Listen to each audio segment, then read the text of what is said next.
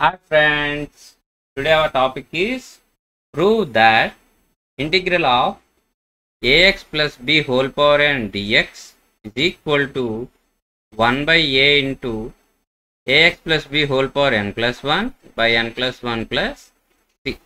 Okay, let's go to the proof. Okay, so what he is asking, integral ax plus b whole power n dx is equal to 1 by a into ax plus b whole power n plus 1 by n plus 1 plus c.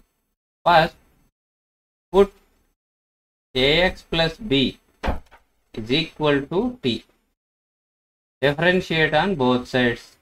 A into dx plus differentiation of constant is 0 is equal to dt.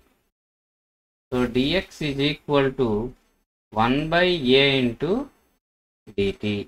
Okay. So write integral ax plus b place substitute t power n. In place of dx, write 1 by a into dt. So 1 by a into integral of t power n into dt. So we have a formula. What is that? Integral x to the power of n dx is equal to x to the power of n plus 1 by n plus 1 plus constant of integration. So 1 by a t power n plus 1 by n plus 1 plus constant of integration. What is t? 1 by a into t place, in place of t substitute ax plus b whole power n plus 1 by n plus 1 plus constant of integration. Therefore, LHS is equal to RHS, hence proved.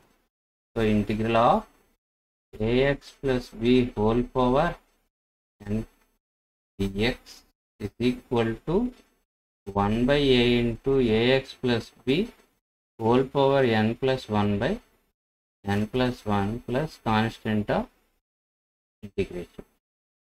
Okay, thanks for watching.